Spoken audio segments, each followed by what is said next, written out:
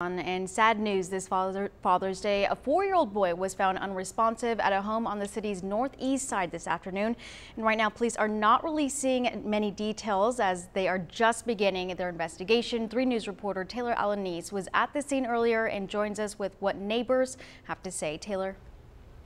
Michelle, a neighbor I spoke to, says the 4-year-old boy was found dead in the bedroom of the home. No arrests were made, but neighbors say they did see the mother and her husband in the back of some squad cars. That's the first thing that went to my mind. I said, man, whatever happened, no one's going to forget this day because it's Father's Day. I know I wouldn't.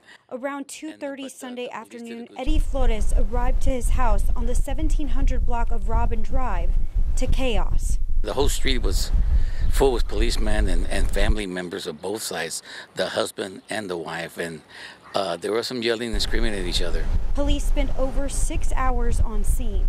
Officers located what they believed a death to be suspicious in nature. Friends of the owner of the house say it was her 4-year-old son, and she and her husband were taken away by police for questioning, but were not arrested on scene. Neighbors say there were 2 younger siblings at home at the time. The 2 other little ones, I guess CPS came for them and they started crying.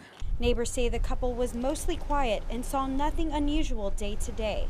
Police have not said details about how the child was found or the cause of his death. And again, police are not confirming any of the information neighbors have told us because it is so early in the investigation, but we will continue to follow this story and bring you more information as soon as it's released. Live in studio, Taylor Alanis, 3 News.